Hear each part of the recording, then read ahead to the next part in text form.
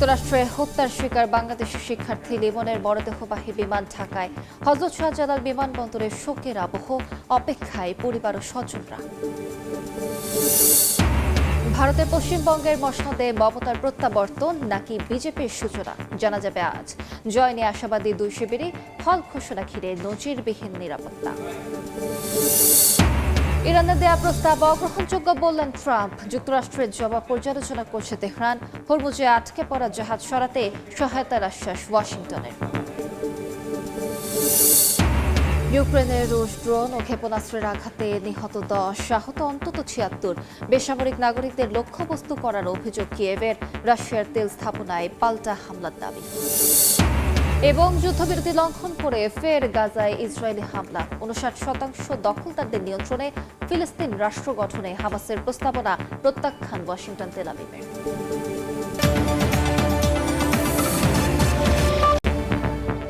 আন্তর্জাতিক সময়ের সঙ্গে আছি আমি আলিশা ইসলাম। যুক্তরাষ্ট্রের ফ্লোরিডায় হত্যাকাণ্ডের শিকার বাংলাদেশের পিএইচডি শিক্ষার্থী জামিল আহমেদ লিমনের মরদেহ দেশে পৌঁছেছে।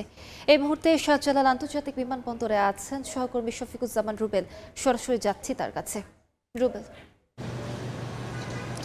8:47 লিমনের মরদেহ বহনকারী বিমানটি হযরত শাহজালাল আন্তর্জাতিক বিমানবন্দরে অবতরণ করে। এখনও বিমানটি অবতরণ করে আসলে ভেতরে যেই আনুষঙ্গিক কাজ সেগুলো চলছে। আমরা কিছুক্ষণ আগে দেখলাম যে লিমনের বাবা, মা, তার নানু এবং তার মামা মূলত ভিতরে প্রবেশ করেছেন। আমরা বিমানের যারা কর্মকর্তারা আছে তারা বলছিলেন যে বিমানটি মূলত অবতরণ করার পর এরপরে বেশ কিছুটা সময় লাগবে লিমনের মরদেহটি হস্তান্তর প্রক্রিয়া সম্পন্ন হতে। আপনারা জানেন যে ইতিমধ্যেই ফ্লোরিডায় যে নিহতের ঘটনা ঘটেছে সেটি দেশব্যাপী যেমন আলোড়ন সৃষ্টি করেছে এবং সকলের মধ্যেই এই লিমন এবং বৃষ্টির প্রতি একটা অন্যরকম অনুভূতি আমরা দেখতে পাচ্ছি। এয়ারপোর্টে অনেকে এসছেন, লিমনের পরিবারের বর্গ সব, পাশাপাশি আমরা আশেপাশের লোকজনও এখানে দেখতে পাচ্ছি এবং আমরা যতদূর জানি যে প্রবাসী কল্যাণ মন্ত্রণালয়ের পক্ষ থেকেও লোকজন এসছে। পাশাপাশি পররাষ্ট্র মন্ত্রণালয়ের প্রতিমন্ত্রী শামা ওবায়েদ তিনি এখানে আসবেন। তিনি এসে মূলত এই হস্তান্তর প্রক্রিয়া সম্পন্ন করবেন, তারপর গণমাধ্যমের সাথে কথা বলবেন। গেল 16 মে যেই মর্মান্তিক ঘটনা ফ্লোরিডায় ঘটেছে, বাংলাদেশি শিক্ষার্থীরা সেখানে পিএইচডির জন্য গিয়েছিলেন, তাদের যেই ভাবে আসলে মৃত্যুবরণ করতে হচ্ছে এটি অত্যন্ত দুঃখজনক। আমরা লিমনের বাবার সাথে কথা বলেছি, তার মামার সাথে কথা বলছি। লিমনের বাবা বাকরুদ্ধ, তিনি আসলে ভাষায় প্রকাশ করতে পারছেন না, সেটাও স্বাভাবিক। তবে তিনি বলছেন যে এরকম ঘটনার পুনরাবৃত্তি যাতে কারোর সাথে না ঘটে, কেননা যারা পিএইচডি করতে যান আপনারা জানেন যে অত্যন্ত মেধাবী স্টুডেন্ট ছিলেন লিমন। সেই স্মৃতিচারণ আসলে লিমনের মামা করছিলেন যে ছোটবেলা থেকেই তিনি অত্যন্ত মেধাবী ছিলেন। এরকম অকাল মৃত্যু, আসলে মর্মান্তিক মৃত্যু, এটা কোনোভাবেই কাম্য ছিল না এবং পুরো পরিবার আমরা দেখেছি যে ভেঙে পড়েছেন এবং তারা আসলে তারা সকলের প্রতি কৃতজ্ঞতা এই কারণে প্রকাশ করছেন যে সরকারের পক্ষ থেকে অত্যন্ত আন্তরিকতার সাথে বিষয়টি হ্যান্ডেল করা হচ্ছে এবং তার মরদেহ আনা প্রক্রিয়া সব ধরনের কাজের জন্য তিনি সকলের প্রতি কৃতজ্ঞতা প্রকাশ করছেন। পাশাপাশি বাংলাদেশ সরকারের প্রতি তিনি বলছেন যে যারা পিএইচডি করতে যান বা যারা প্রবাসী রয়েছেন তাদের যাতে কোনো ধরনের কোনো বিপদ না হয় বা এই ধরনের হত্যাকাণ্ডে যাতে শিকার হতে না হয় সে বিষয়টি সরকারকে অবশ্যই সেই দিকে নজর দিতে হবে, কূটনৈতিক তৎপরতা বৃদ্ধির পাশাপাশি। এ বিষয়টি বলছেন। আমরা জিজ্ঞেস করেছিলাম যে লিমনের সাথে সর্বশেষ কথা কবে হয়েছিল। তা লিমনের বাবা বলছিলেন যে লিমনের এই ঘটনা ঘটার দুদিন আগে মূলত কথা হয়েছিল এবং তিনি বলছিলেন একটু অপ্রত্যাশিত কথাই তিনি বলেছিলেন যে যিনি যাকে গ্রেপ্তার করা হয়েছে তার বাসায় রুমমেট, তিনি নাকি মানসিক বেকারগ্রস্ত, একটু তার তিনি মাথায় সমস্যা আছে, এই ধরনের কথা আমাদেরকে বলেছেন যে তার কথাবার্তা, চাল চলন এবং ঘরের ভিতরে আবদ্ধ থাকা সব কিছুতেই লিমন কিছুটা বিব্রত ছিলেন। কিন্তু বিদেশের বাড়ি হুট করে আসলে বাসা পরিবর্তন করা যায় না। এই সকল বিষয়ে আলোচনা আগেই হয়েছিল, পরিবারের পক্ষ থেকে বলা হয়েছিল যে বললো আমাদেরকে, আমরা জিজ্ঞেস করেছিলাম যে আগে কি কোনো ধরনের কোনো মেসেজ আসলে দেওয়া হয়েছিল না কিনা, তখন এই কথাগুলো আসলে উঠে আসে। সর্বোপরি কথা হচ্ছে যে লিমনের পরিবার প্রত্যাশা করছেন যে এই রকম ঘটনা তাদের সাথে যেরকম, তাদের পরিবারের সাথে যেরকম ঘটেছে, এই ঘটনা আর কারোর সাথে যাতে না ঘটে এবং সেদিকে অবশ্যই ওই দেশের যারা সরকারের যারা লোকজন রয়েছেন তাদের বিষয়টিও নিশ্চিত করতে হবে। বিদেশ থেকে যারা লেখাপড়া করতে যান বা কাজ করতে যান তাদেরকে তাদের জীবনমান সুরক্ষিত বা নিরাপদ করার জন্য কিন্তু পদক্ষেপগুলো নিতে হবে। কিছুক্ষণ পরেই মূলত তার মরদেহটি হস্তান্তর প্রক্রিয়া চলবে। অ্যাম্বুলেন্সও এখানে আনা হয়েছে এবং আমরা যতদূর জানি যে লিমনের মরদেহটি জামালপুরে তার গ্রামের বাড়িতে নিয়ে সেখানে দ্বিতীয় জানাজা শেষে দাফন করা হবে। তো সব মিলিয়ে হযরত শাহজালাল আন্তর্জাতিক বিমানবন্দর থেকে এই ছিল এই মুহূর্তে।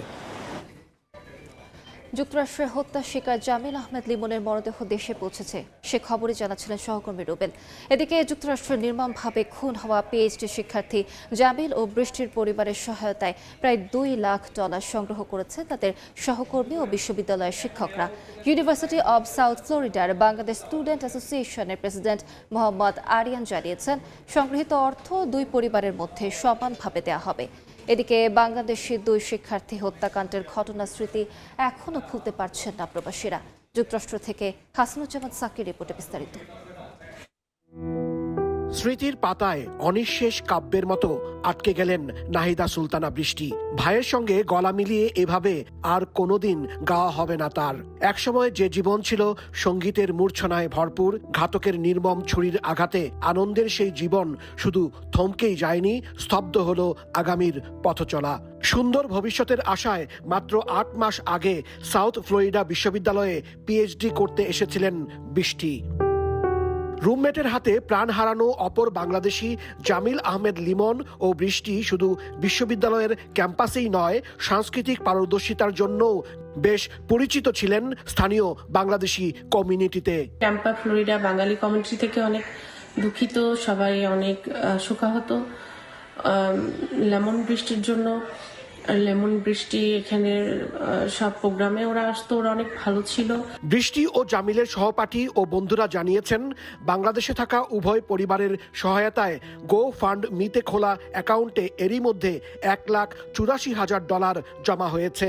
সংশ্লিষ্টদের আশা, পরিবার দুটির হাতে অন্তত $1 লাখ করে তুলে দেয়া সম্ভব হবে। আমাদের ফান্ডরেজিং ইভেন্ট গোফান্ডমি থ্রুতে এখনো ওপেন আছে। যারা আমাদেরকে সহযোগিতা করতে চান ফাইন্যান্সিয়ালি, আপনাদের ডোরটা এখন ওপেন আছে। সো আমাদেরকে পুরো এন্টায়ার প্রসেস হেল্প করার জন্য আন্তরিকভাবে ধন্যবাদ। এদিকে স্থানীয় ফিউনারেলের মাধ্যমে বৃষ্টির জানাজা ও দেশে পাঠানোর প্রক্রিয়া তদারকি করছে ওয়াশিংটনে বাংলাদেশ দূতাবাস, ফ্লোরিডার Miami consulate O Muslim Umma of north America মুনা। আগামী 6 মে বুধবার স্থানীয় সময় বাদ জুমা ইসলামিক সোসাইটি মসজিদে বৃষ্টির জানাজা এবং পরদিন 7 মে ঢাকায় পাঠানো হবে তার মরদেহ। সেই সঙ্গে পাঠানো হচ্ছে বৃষ্টির ব্যবহৃত জিনিসপত্র, যা তার স্মৃতি হয়ে পরিবারের কাছে রয়ে যাবে আজীবন। হাসানুজ্জামান সাকি, সময় সংবাদ, যুক্তরাষ্ট্র। যুক্তরাষ্ট্রের সাউথ ফ্লোরিডা বিশ্ববিদ্যালয়ের বাংলাদেশি দুই পিএইচডি শিক্ষার্থী হত্যাকাণ্ডের রহস্য ধীরে ধীরে উন্মোচন হচ্ছে। লিমনের রুমমেট অভিযুক্ত হিশাম আবু ঘরবে পূর্ব পরিকল্পিতভাবে সাজান হত্যার ছক। আদালতে জমা দেয়া প্রসিকিউটরের নথি ও তদন্ত সূত্রে উঠে এসেছে হত্যার পরিকল্পনার ভয়াবহ এক টাইমলাইন। ফ্লোরিডার স্থানীয় সংবাদ মাধ্যম টাম্পা বে 28 এবং CNN এর প্রতিবেদনে প্রকাশ করা হয় হত্যাকাণ্ডের ধারাবাহিক দিক।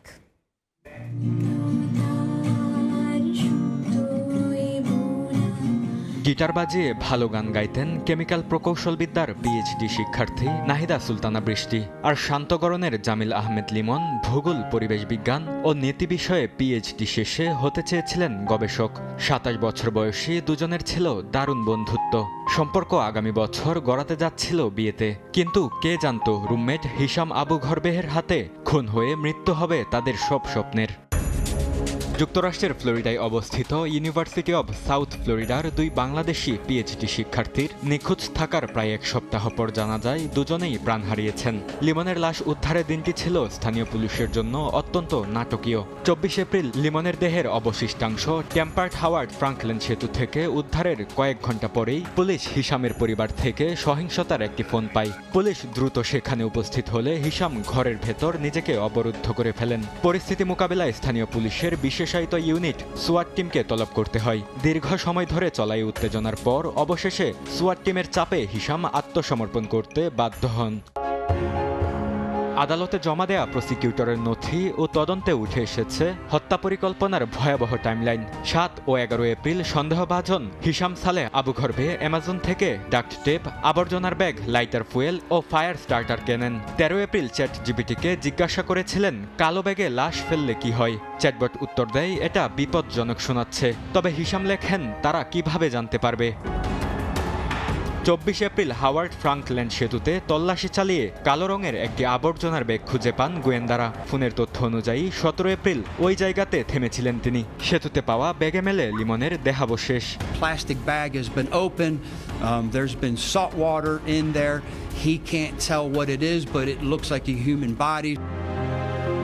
তবে হদিস ছিল না আরেক শিক্ষার্থী নাহিদা সুলতানা বৃষ্টির। লিমনের মরদেহ খুঁজে পাওয়ার দুদিন পর ম্যানগ্রুভ এলাকায় কয়েকজন মাছ শিকারী একটি কালো রঙের পলিথিন দেখতে পান। খবর পেয়ে পুলিশ ঘটনাস্থলে গিয়ে পলিথিনের ভেতর মরদেহের খণ্ডিত অংশ উদ্ধার করে। সিসিটিভি ফুটেজে পোশাক দেখে 30 এপ্রিল হিলসবুরু কাউন্টি শেরিফ নিশ্চিত করেন খণ্ডিত মরদেহটি নাহিদা সুলতানা বৃষ্টির। বরকতুল্লাহ, সময় সংবাদ।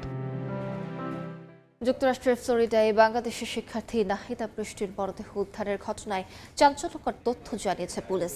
মাছ ধরতে গিয়ে এক জেলের চোখে পড়ে দুর্গন্ধযুক্ত একটি ব্যাগ, যেখান থেকে বেরিয়ে আসে বৃষ্টির নিথর দেহ। হিলসবোরো কাউন্টির শেরিফ চ্যাড ক্রনিস্টার সংবাদ সম্মেলনে এ তথ্য জানান। মরদেহটি পচন ধরা অবস্থায় থাকায় শনাক্ত করতে ডিএনএ ও দাঁতের রেকর্ড পরীক্ষা করতে হয়েছে বলেও জানান শেরিফ ক্রনিস্টার। মাছ ধরার সময় ঝোপে আটকে যায় ছিপ, আর সেখান থেকেই বের হয় পচা দুর্গন্ধযুক্ত ব্যাগ। ব্যাগের ভেতরেই ছিল বাংলাদেশি শিক্ষার্থী বৃষ্টির মরদেহ। আর এভাবেই উদ্ধার হয় ফ্লোরিডা বিশ্ববিদ্যালয়ের নিখোঁজ শিক্ষার্থী নাহিদা বৃষ্টি। তদন্ত কর্মকর্তারা জানান, ফ্লোরিডায় সেন্ট পিটার্সবার্গের উত্তর উপকূলে ছোট নৌকা চালিয়ে মাছ ধরার সময় এক জেলের ছিপ ঝোপে আটকে গেলে সেটি ছাড়াতে গিয়ে তীব্র দুর্গন্ধ পান। পরে দুর্গন্ধযুক্ত একটি কালো ময়লার ব্যাগ খুলে ভেতরে মরদেহ দেখতে পেয়ে পুলিশকে খবর দেন তিনি। হিলসবোরো কাউন্টির শেরিফ চ্যাড ক্রনিস্টার সংবাদ সম্মেলনে জানান, মরদেহটি পচন ধরা অবস্থায় থাকায় শনাক্ত করতে ডিএনএ ও দাঁতের রেকর্ড পরীক্ষা করতে হচ্ছে। তবে নিখোঁজ হওয়ার সময় বৃষ্টি যে ধরনের পোশাক পরেছিলেন, উদ্ধার হওয়া মরদেহেও একই ধরনের পোশাক থাকায় প্রাথমিকভাবে পরিচয় নিশ্চিত করা হয়েছে। হত্যাকাণ্ডের শিকার নাহিদা বৃষ্টি ও জামিল লিমন উভয়ই বাংলাদেশি এবং ইউএসএফ এ স্টুডেন্ট ভিসায় পড়াশোনা করছিলেন। গত 16 এপ্রিল বৃষ্টিকে সর্বশেষ দেখা যায় এবং পরের দিন ইউএসএফ পুলিশকে তার নিখোঁজ হওয়ার কথা জানানো হয়। আর লিমনের নিখোঁজ হওয়ার খবর পাওয়া যায় 18 এপ্রিল। তদন্তকারীরা এখনও হত্যার কারণ বা মোটিভ খুঁজে বের করার চেষ্টা করছেন বলে জানান শেরিফ ক্রনিস্টার। শিউলি রোসা, সময় সংবাদ। ভারতের পশ্চিমবঙ্গ সহ 4টি রাজ্য ও একটি কেন্দ্রশাসিত অঞ্চলের বিধানসভা নির্বাচনের ফল প্রকাশ আজ। যদিও সারা দেশে নজর থাকবে পশ্চিমবঙ্গের দিকেই। রাজ্যটিতে মমতার প্রত্যাবর্তন নাকি ক্ষমতার পালাবদল হবে তা নিয়েই উত্তপ্ত রাজনীতির মাঠ। যে কোনো অস্থিতিশীল পরিস্থিতি নিয়ন্ত্রণে নিরাপত্তা জোরদার করা হয়েছে। বিস্তারিত সুব্রত আচার্যের রিপোর্টে। পশ্চিমবঙ্গে 2011 সালে বামফ্রন্টকে হটিয়ে ক্ষমতার মসনদে বসে তৃণমূল কংগ্রেস। এরপর 2016 এবং 2021 দুই বিধানসভা নির্বাচনেও কার্যত বড় ব্যবধানে জিতে নিজেদের প্রত্যাবর্তন নিশ্চিত করে মা মাটি মানুষের সরকার বলে পরিচিত তৃণমূল।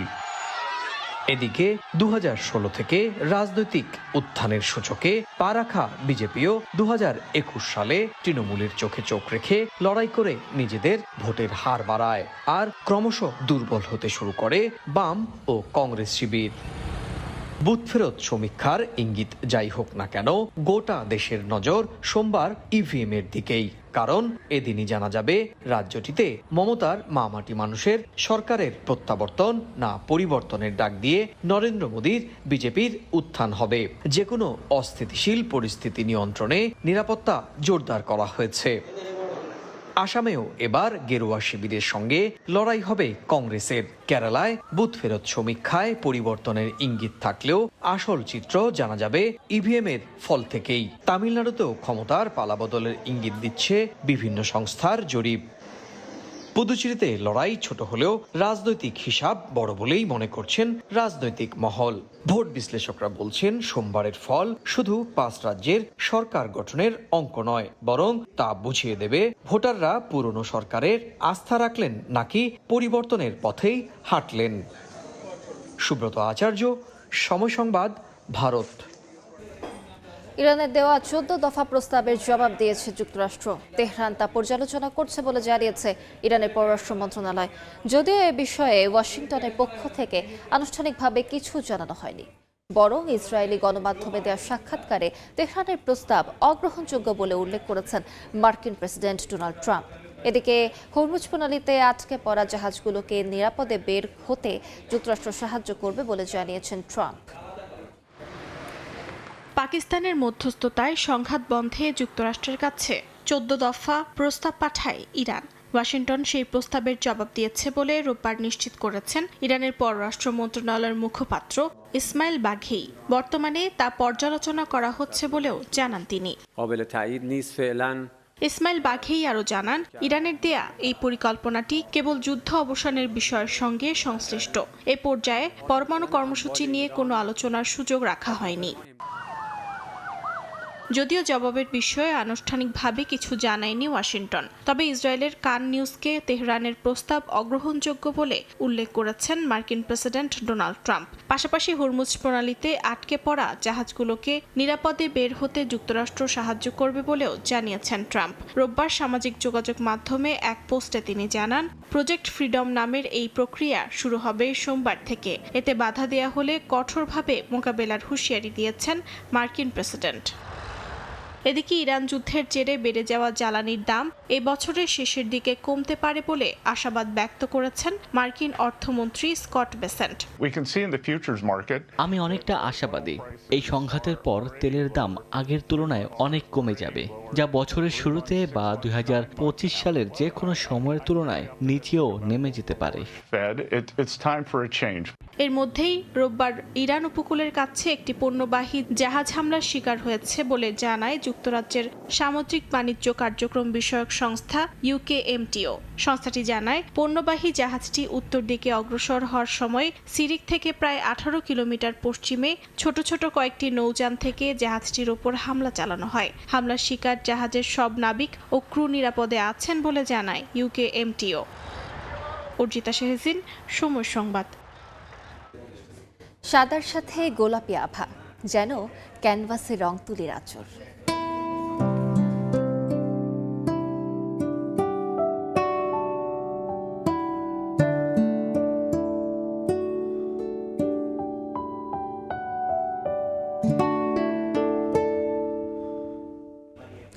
গোলাপি সাদা চেরি ব্লসমে ছেয়ে গেছে কানাডার টরন্টোর হাই পার্ক। এ নিয়ে প্রতিবেদন থাকছে সংবাদের শেষাংশে।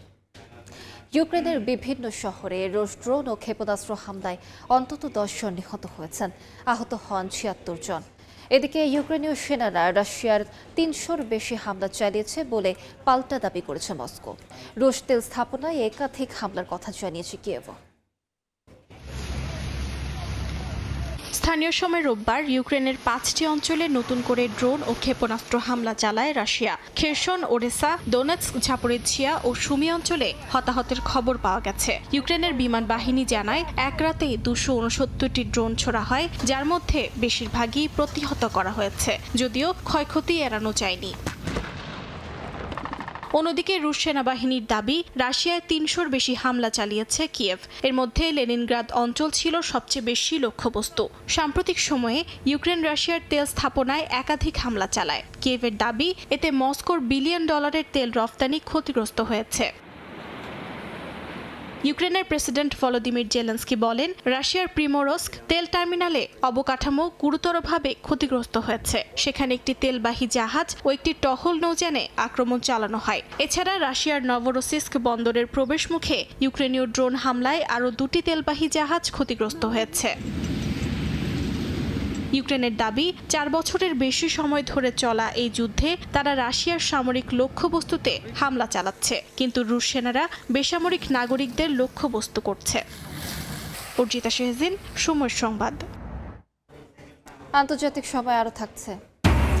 যুক্তরাষ্ট্র ইউরোপ সম্পর্কে নতুন টানাপোড়েন। জার্মানি থেকে 5,000 মার্কিন সেনা প্রত্যাহারের ঘোষণা ট্রাম্পের নিরাপত্তা কাঠামোয় বড় ধাক্কা, বলছেন বিশ্লেষকরা।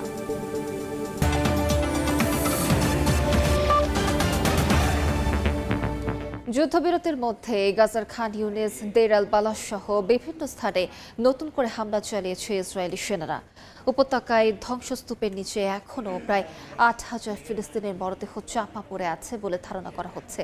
এদিকে ফিলিস্তিন রাষ্ট্র গঠনে হামাস সহ অন্যান্য দলের যৌথ প্রস্তাবনা প্রত্যাখ্যান করেছে ইসরায়েল ও যুক্তরাষ্ট্র। গাজার খান ইউনিস ও দের আল বালার বিধ্বস্ত এলাকাগুলোয় যুদ্ধবিরতি যেন কাগজে কলমেই সীমাবদ্ধ। স্থানীয় সূত্র বলছে, অক্টোবরের পর থেকে এখন পর্যন্ত অন্তত 828 জন ফিলিস্তিনি নিহত হয়েছেন। প্রতিদিনই ধ্বংসস্তূপ থেকে মরদেহ উদ্ধার করছে পরিবারগুলো। উপত্যকা জুড়ে থাকা ধ্বংসস্তূপের নিচে এখনও প্রায় 8,000 ফিলিস্তিনি নাগরিকের মরদেহ চাপা পড়ে আছে বলে ধারণা করা হচ্ছে। তবে ধ্বংসস্তূপ অপসারণের গতি এতটাই ধীর যে এই প্রক্রিয়া শেষ করতে আরও অন্তত 7 বছর সময় লেগে যেতে পারে। ইসরায়েলি সংবাদ মাধ্যম হারেটস জাতিসংঘ উন্নয়ন কর্মসূচির একজন কর্মকর্তার বরাত দিয়ে এই চাঞ্চল্যকর তথ্য জানিয়েছে। প্রতিবেদনে বলা হয়, গাজায় ইসরায়েলি হামলায় সৃষ্ট ধ্বংসস্তূপের মাত্র 1% এখন পর্যন্ত পরিষ্কার করা সম্ভব হয়েছে। দিন দিন পরিস্থিতি আরও জটিল হয়ে উঠেছে। আল জাজিরার প্রতিবেদনে বলা হয়েছে, ইসরায়েলি বাহিনী ধীরে ধীরে গাজার ভেতরে তাদের নিয়ন্ত্রণ বাড়িয়ে প্রায় 59% এলাকা নিজেদের দখলে নিয়েছে। ইয়েলো লাইন সরিয়ে পশ্চিম দিকে অগ্রসর হয়ে নো গো জোন তৈরি করা হচ্ছে। একই সঙ্গে লেবানন ফ্রন্ট থেকে সেনা সরিয়ে গাজা ও পশ্চিম তীরে মোতায়েন বাড়ানো হচ্ছে। এর মধ্যেই হামাস সহ ফিলিস্তিনি দলগুলোর যৌথ প্রস্তাবনা প্রত্যাখ্যান করেছে ইসরায়েল ও যুক্তরাষ্ট্র। রোববার ঊর্ধ্বতন ফিলিস্তিনি সূত্রের বরাতে এ তথ্য জানায় মধ্যপ্রাচ্য ভিত্তিক সংবাদ মাধ্যম মিডল ইস্টাই। প্রস্তাবে বলা হয়েছিল, স্বাধীনতাকামী গোষ্ঠী হামাস নিরস্ত্র হবে, তবে এর বিনিময়ে ফিলিস্তিনি রাষ্ট্র গঠন ও নিরাপত্তার নিশ্চয়তা দিতে হবে। অর্জিতা শেহজিন, সময় সংবাদ। দেখছেন আন্তর্জাতিক সভায়, সঙ্গেই থাকুন। ইউরোপ সম্পর্কে নতুন টানাপোড়েন। জার্মানি থেকে অন্তত 5,000 মার্কিন সেনা প্রত্যাহারের কথা জানিয়েছেন মার্কিন প্রেসিডেন্ট ডোনাল্ড ট্রাম্প। একে ইউরোপের নিরাপত্তা কাঠামোয় বড় ধাক্কা হিসেবে দেখছেন বিশ্লেষকরা। বিভিন্ন দেশ প্রতিরক্ষা ব্যয় বাড়ালেও ক্ষেপণাস্ত্র প্রতিরক্ষা ব্যবস্থায় ইউরোপ এখনও অনেক পিছিয়ে বলে মত তাদের। যুক্তরাষ্ট্র ও ইউরোপের সম্পর্কের অবনতি এখন সবচেয়ে বেশি দৃশ্যমান ন্যাটো জোটে। শুক্রবার যুক্তরাষ্ট্রের প্রেসিডেন্ট ডোনাল্ড ট্রাম্প ঘোষণা দেন, জার্মানি থেকে অন্তত 5,000 মার্কিন সেনা প্রত্যাহার করা হবে। এর পেছনে রয়েছে জার্মান চ্যান্সেলর ফ্রেডরিক মের্জের ইরান ইস্যুতে ওয়াশিংটনের সমালোচনা। যুক্তরাষ্ট্রের এই অবস্থান ইউরোপের নিরাপত্তা কাঠামোয় বড় ধাক্কা হিসেবে দেখা হচ্ছে। দীর্ঘদিন ধরে ইউরোপের প্রতিরক্ষা ব্যবস্থার প্রধান ভরসা ছিল মার্কিন সামরিক উপস্থিতি। সম্প্রতি ওয়াশিংটন স্পষ্ট করছে, এশিয়া ও নিজস্ব অঞ্চলে বেশি মনোযোগ দেওয়ার কথা, আর তাই ইউরোপকেই নিজেদের নিরাপত্তার দায়িত্ব নিতে হবে। এরই মধ্যে ইউরোপের বিভিন্ন দেশ প্রতিরক্ষা ব্যয় বাড়ানোর ঘোষণা দিয়েছে। জার্মানি, যুক্তরাজ্য ও ফ্রান্স নতুন করে সামরিক বিনিয়োগ বাড়ানোর প্রতিশ্রুতি দিয়েছে, যা 2030 সালের মধ্যে প্রায় দ্বিগুণ হতে পারে। তবে বড় চ্যালেঞ্জ হলো সমন্বয়ের অভাব। বিভিন্ন দেশ আলাদাভাবে অস্ত্র উৎপাদন করায় বাড়ছে খরচ, কমছে কার্যকারিতা। বিশ্লেষকরা বলছেন, ক্ষেপণাস্ত্র প্রতিরক্ষা ব্যবস্থায় ইউরোপ এখনও অনেক পিছিয়ে। যুক্তরাষ্ট্রের পেট্রিয়ট মিসাইল সিস্টেমের মতো শক্তিশালী বিকল্প ইউরোপে নেই। তাই যুক্তরাষ্ট্রের সহায়তা ছাড়া পূর্ণাঙ্গ প্রতিরক্ষা ব্যবস্থা গড়ে তোলা কঠিন হয়ে পড়ছে। এই নির্ভরশীলতা কমাতে গেলে প্রয়োজন সময়, বিপুল বিনিয়োগ এবং রাজনৈতিক ঐক্য, যা এখনও পুরোপুরি গড়ে ওঠেনি। বিশ্লেষকরা আরও বলছেন, এই পরিস্থিতি ইউরোপের জন্য এক ধরনের দ্বিমুখী সংকট তৈরি করেছে। দ্রুত সমাধান চাইলে যুক্তরাষ্ট্রের ওপর নির্ভর করতে হবে, আর দীর্ঘমেয়াদে স্বনির্ভর হতে চাইলে প্রয়োজন গভীর কাঠামোগত পরিবর্তন। অর্জিতা শেহজিন, সময় সংবাদ। আন্তর্জাতিক সময় আরও থাকছে। ট্রাম্প প্রশাসনের অভিবাসন নীতিতে বড় ধাক্কা। নিষেধাজ্ঞাভুক্ত দেশের নাগরিকদের আবেদন স্থগিতের সিদ্ধান্ত অবৈধ, রায় আদালতের। পশ্চিমবঙ্গ সহ 4টি রাজ্য ও একটি কেন্দ্রশাসিত অঞ্চলের বিধানসভা নির্বাচনের ফল প্রকাশ আজ। তবে গোটা ভারতের নজর পশ্চিমবঙ্গের দিকে। এ বিষয়ে বিস্তারিত জানাতে এই মুহূর্তে কলকাতায় আছেন সহকর্মী সুব্রত আচার্য, যাচ্ছি তার কাছে। সুব্রত, এখনো পর্যন্ত যা ফলাফলের ট্রেন্ড, এটি কিন্তু প্রথম রাউন্ডের অর্থাৎ যেটি ব্যালট পেপারে যে ভোটগুলো হয় সেই ভোটের প্রাথমিক ট্রেন্ড, সেই ট্রেন্ডে কিন্তু এখনো পর্যন্ত যা দেখা যাচ্ছে তাতে প্রধান দুটো রাজনৈতিক দল অর্থাৎ বিজেপি এবং তৃণমূল প্রায় হাড্ডাহাড্ডি লড়াইয়ের ইঙ্গিত রয়েছে। কলকাতার একটি অন্যতম গণমাধ্যম বৈদ্যুতিক সংবাদ মাধ্যম তারা দাবি করছে যে এখনো পর্যন্ত 70টি আসনে এগিয়ে রয়েছে, এটা কিন্তু চূড়ান্ত ফলাফল নয়। এগিয়ে রয়েছে বিজেপি এবং তার পাশেই 58টি আসনে এগিয়ে রয়েছে তৃণমূল কংগ্রেস। আমি আবারও বলছি যে এটি কিন্তু প্রাথমিক ফলাফলের ট্রেন্ড, অর্থাৎ আমাদের 77টি কাউন্টিং সেন্টারে যে গণনা হচ্ছে সেখানে সর্বনিম্ন যে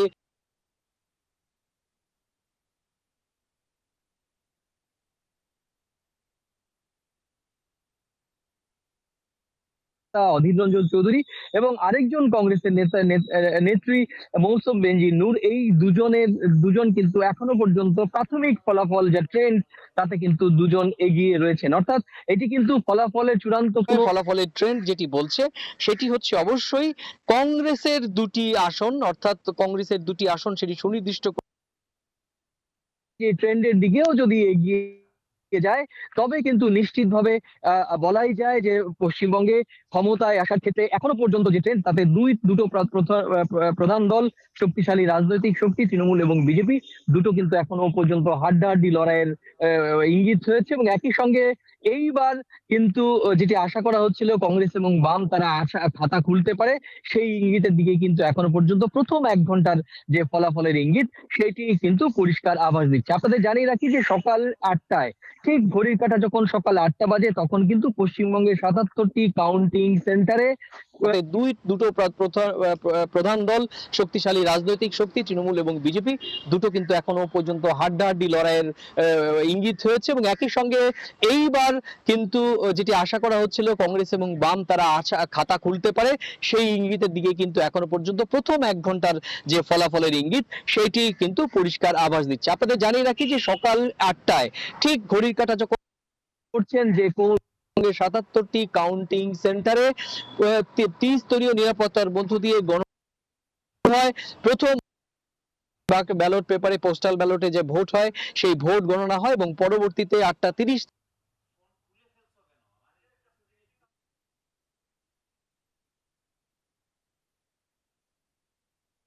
সে সংক্রান্ত সবশেষ তথ্য। যুক্ত ছিলাম কলকাতায়। দেখছেন আন্তর্জাতিক সময়, সঙ্গে থাকুন। যুক্তরাষ্ট্রের ফ্লোরিডায় হত্যাকাণ্ডের শিকার বাংলাদেশের পিএইচডি শিক্ষার্থী জামিল আহমেদ লিমনের মরদেহ দেশে পৌঁছেছে। এই মুহূর্তে শাহজালাল আন্তর্জাতিক বিমানবন্দরে চলছে মরদেহ হস্তান্তর। সরাসরি যাচ্ছে সেখানে।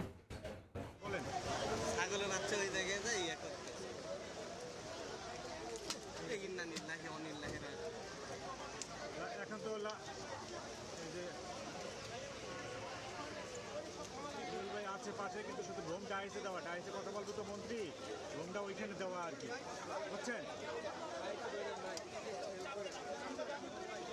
ডাইসে দেওয়া ভাই, ডাইসে একটু বসান না, বা ভেতরেও বসতে পারেন, ভেতরেও বসাতে পারেন,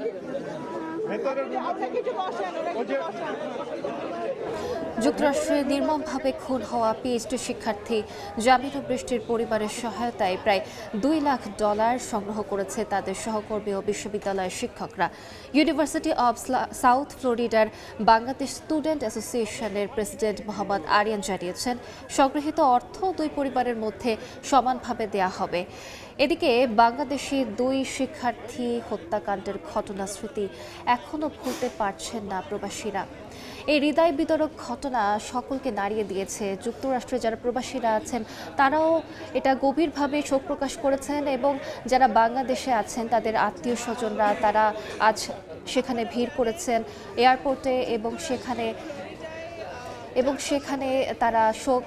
বাংলাদেশের একজন অত্যন্ত মেধাবী ছাত্র পিএইচডিতে পড়াশোনা করছিল ইউনিভার্সিটি অফ সাউথ ফ্লোরিডাতে। একটা নৃশংস হত্যাকাণ্ডে ওর জীবনের অবসান ঘটে জামিল হোসেন লিমন।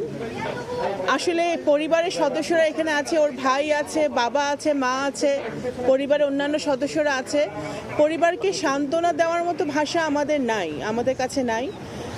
তবে আমার এই ঘটনা যখন ঘটেছে তখন আমি পররাষ্ট্র মন্ত্রণালয়ের পক্ষ থেকে আমি ওর বাবার সাথে যোগাযোগ করেছি, লিমনের বাবার সাথে ফোনে কথা বলেছি এবং ঘটনাটি ঘটার সাথে সাথে আমাদের পররাষ্ট্র মন্ত্রণালয়ের যে মিশন আছে ওয়াশিংটন ডিসিতে, ফ্লোরিডাতে, তারা সার্বক্ষণিকভাবে যুক্তরাষ্ট্রের বিভিন্ন সংস্থার সাথে যোগাযোগ রেখেছে।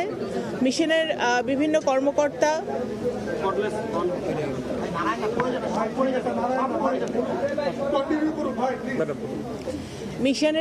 কর্মকর্তা আমাদের যারা যুক্তরাষ্ট্রের বিভিন্ন সংস্থা যারা এই নৃশংস হত্যাকাণ্ডতে ইনভেস্টিগেশন করছে তাদের সাথে যোগাযোগ রেখেছে এবং আমরা চেষ্টা করেছি প্রবাসী কল্যাণ মন্ত্রণালয়ের সাথে সমন্বয় করে যত তাড়াতাড়ি সম্ভব আমাদের লিমনের মরদেহ আমরা দেশে ফিরে আনতে পারি। তো আপনারা জানেন লিমনের সাথে আরও একটি মেয়ে আমাদের বাংলাদেশের সন্তান বৃষ্টি, ও নিহত হয়েছে একটি হত্যাকাণ্ডে। তো খুবই রিসেন্টলি আমরা জানতে পেরেছি যে বৃষ্টির মরদেহ শনাক্ত করা গেছে এবং সেটাও আমরা যাতে আমরা খুব শীঘ্রই ফেরত আনতে পারি সেই কাজ চলছে। তো আজকে আমি লিমনের পরিবার আছে, আমি সরকারের পক্ষ থেকে বলতে চাই মাননীয় প্রধানমন্ত্রী নির্দেশে আমি আজকে এখানে এসেছি এবং আমরা চেষ্টা করেছি লিমনের পরিবারের পাশে থাকার। আসলে এটা তো কোনো ভাষা নাই, কারণ বাবা মার সামনে যখন মানে সন্তানের মৃত্যু হয় সেটার সান্ত্বনা দিয়ে আসলে এটার পূরণ করা যায় না। তো আমরা এতটুকুই বলতে পারি যে বর্তমানে জাতীয়তাবাদী দলের সরকার লিমনের পাশে আছে, পরিবারের পাশে আছে, প্রধানমন্ত্রী জনাব তারেক রহমান ওনাদের পাশে আছে এবং আমাদের যা যা সহযোগিতা করার দরকার আমরা অবশ্যই করব।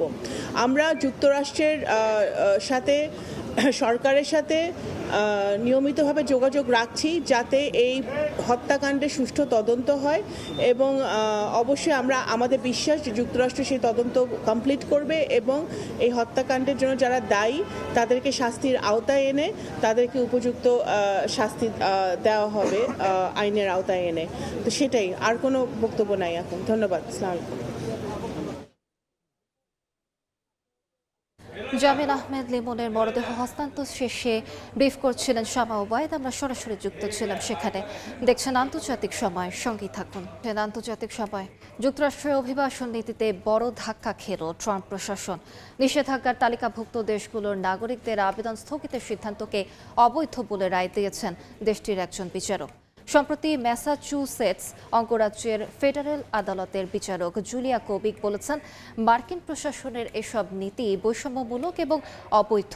2025 সালের নভেম্বরে নিরাপত্তাজনিত কারণে যুক্তরাষ্ট্রের নাগরিকদের জন্য ইরান, ভেনেজুয়েলা সহ বিশ্বের 39টি দেশ ভ্রমণে নিষেধাজ্ঞা দেয় ট্রাম্প প্রশাসন। সেই সঙ্গে ওই দেশগুলোর নাগরিক যারা মার্কিন নাগরিকত্ব, গ্রিন কার্ড এবং স্থায়ী আবাসনের অনুমতি চেয়ে আবেদন করেছিলেন তা পর্যালোচনাও অনির্দিষ্ট জন্য স্থগিত করা হয়। ট্রাম্প প্রশাসনের এমন নীতি বাতিল চেয়ে বোস্টনের ইউএস ডিস্ট্রিক্ট কোর্টে মামলা করেন 20টি দেশের 200 জন নাগরিক। আন্তর্জাতিক সময়, ভারতের মণিপুরে জাতিগত সংঘাতে 3 বছর পূর্ণ ও সহিংসতায় ক্ষতিগ্রস্তদের স্মরণে গণসমাবেশ করেছে বিক্ষোভকারীরা। স্থানীয় সময় রোববার হাজারো মানুষ সমাবেশে অংশ নেন। 2023 সালের মে মাসে মেইতেই ও কুকি সম্প্রদায়ের মধ্যে সহিংসতা ছড়িয়ে পড়ার পর থেকে প্রায় 260 জন নিহত এবং 60,000-এর মতো মানুষ বাস্তুচ্যুত হয়েছেন।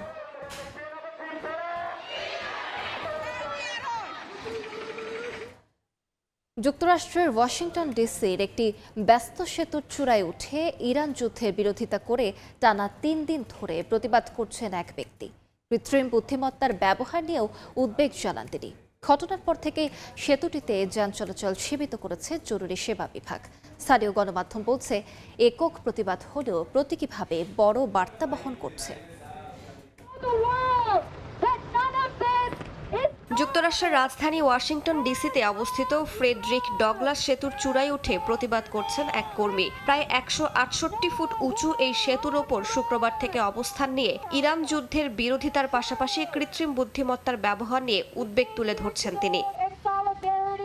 ঘটনার পর থেকেই সেতুটিতে যান চলাচল সীমিত করে দিয়েছে জরুরি সেবা বিভাগ। পুলিশ বলছে প্রথম দিন থেকেই তারা ওই ব্যক্তির সঙ্গে যোগাযোগ রেখে আলোচনা চালিয়ে যাচ্ছে। পরিস্থিতি নিয়ন্ত্রণে সেতুর দুই প্রান্তে অবস্থান নিয়েছে পুলিশ ও উদ্ধার কর্মীরা।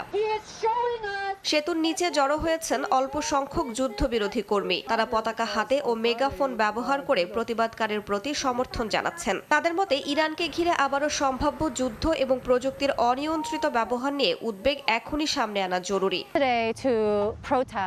আমি আজ এখানে এসেছি ইসরায়েলের অনুরোধে ইরানে যুক্তরাষ্ট্রের অবৈধ যুদ্ধের বিরুদ্ধে প্রতিবাদ জানাতে ও সচেতনতা তৈরি করতে। একজন আমেরিকান হিসেবে আমরা চাই না আমাদের করের টাকা এই অবৈধ যুদ্ধে ব্যয় হোক। সেতুটির নামকরণ করা হয়েছে ফ্রেডরিক ডগলাসের নামে, যিনি দাস প্রথা থেকে মুক্ত হয়ে ওঠেন যুক্তরাষ্ট্রের অন্যতম নেতা। আব্রাহাম লিঙ্কন ও অ্যান্ড্রু জ্যাকসনের উপদেষ্টা হিসেবে তিনি গৃহযুদ্ধ ও কৃষ্ণাঙ্গদের ভোটাধিকারের প্রশ্নে গুরুত্বপূর্ণ ভূমিকা রাখেন। সেই ঐতিহাসিক প্রেক্ষাপটে বর্তমান এই প্রতিবাদ নতুন করে ন্যায় বিচার ও নীতির প্রশ্ন তুলছে। স্থানীয় গণমাধ্যম বলছে প্রতিবাদটি একক হলেও প্রতীকীভাবে বড় বার্তা বহন করছে। রাইসা জান্নাত, সময় সংবাদ। কানাডার টরন্টোতে বসন্তের অন্যতম আকর্ষণ চেরি ব্লসম বা সাকুরা ফুলে ছেয়ে গেছে হাই পার্ক। প্রতি বছরের মতো এবারও হাজারো দর্শনার্থীর ভিড়ে মুখর এই এলাকা। বিস্তারিত জানাচ্ছেন রাশেদ লিমন।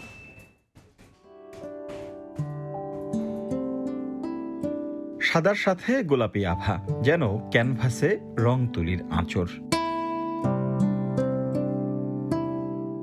ডালে ডালে ছেয়ে আছে সাকুরা, একটুখানি হাওয়া এসে দিয়ে যাচ্ছে দোলা। প্রথম দেখায় মনে হবে জাপানের কোনো শহরে জানান দিচ্ছে বসন্ত এসে গেছে। আসলে গোলাপি সাদা চেরি ব্লসমে ছেয়ে গেছে টরন্টোর হাই পার্ক। 1959 সালে জাপান থেকে উপহার হিসেবে পাওয়া এই গাছগুলো আজ টরন্টোর সংস্কৃতির একটি গুরুত্বপূর্ণ অংশ হয়ে উঠেছে, যা দেখতে প্রতিদিনই ভিড় করছেন পর্যটকরা। হাই পার্কে আসলে এই প্রথম ফ্যামিলি নিয়ে আসা খুবই ভালো লাগছে। চমৎকার পরিবেশ, এত মানুষ, নানান দেশের নানান রকম মানুষ, আর এত beautifully organised. It's so pretty. Everybody is here from Toronto in Hyde Park right now. It's so mesmerizing. আবহাওয়া অনুকূলে থাকলে এই ফুলের সৌন্দর্য স্থায়ী হয় মাত্র 5 থেকে 7 দিন। তাই এই সময়টিকে বলা হয় পিক ব্লুম। যখন সবচেয়ে বেশি ফুল ফোটে তার সৌন্দর্য যেন চোখে ধরে না। এমন সময় তৈরি হয় নানান দেশের নানান বেশের মানুষের এক মিলন মেলা। খুবই চমৎকার, খুবই চোখে দেখতে ভালো লাগে। সবাই কানাডাতে অপেক্ষা করে এই সময়টার জন্য যে চেরি ব্লসম হবে, সবাই মিলে খুব আনন্দ করব, ছবি তুলবো। খুবই সুন্দর পরিবেশ। দর্শনার্থীদের ফুল না ছেঁড়া, গাছের ক্ষতি না করা আর ভিড় এড়াতে গণপরিবহন ব্যবহারের নির্দেশনা দিয়েছে নগর কর্তৃপক্ষ। এই শুভ্রতা যে শুদ্ধতা ছড়ায় তাতেই বিমোহিত হয়ে হাজারো পর্যটক প্রতি বছর সামিল হন এই পার্কে। প্রকৃতির নীরব এই উৎসব যেন জানান দেয় সৌন্দর্য ক্ষণিকের হলেও তার রেশ থেকে যায় দীর্ঘদিন। রাশেদ লিমন, সময় সংবাদ, টরন্টো, কানাডা। আন্তর্জাতিক সময়ের শীর্ষ সংবাদগুলো জানিয়ে দিচ্ছে আরেকবার। যুক্তরাষ্ট্রের হত্যা শিকার লিমনের মরদেহ ঢাকায় শাহজালাল বিমানবন্দরে শোকের আবহ। ক্ষতিগ্রস্ত পরিবারের পাশে থাকবে সরকার, বললেন পররাষ্ট্র প্রতিমন্ত্রী। ভারতের পশ্চিমবঙ্গ বিধানসভা নির্বাচনের ভোটে হাড্ডাহাড্ডি লড়াই। জয়ের ব্যাপারে আশাবাদী দুই দল, রাজ্য জুড়ে নজিরবিহীন নিরাপত্তা। এবং ইরানের দেয়া প্রস্তাব অগ্রহণযোগ্য, বললেন ট্রাম্প। যুক্তরাষ্ট্রের জবাব পর্যালোচনা করছে তেহরান। হরমুজে আটকে পড়া জাহাজ সরাতে সহায়তার আশ্বাস ওয়াশিংটনের।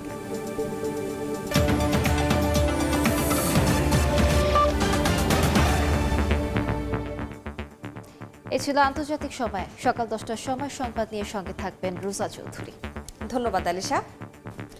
সকাল 10টার সময় সংবাদ নিয়ে আসছি কিছুক্ষণ পর। সঙ্গে থাকুন সময়ের।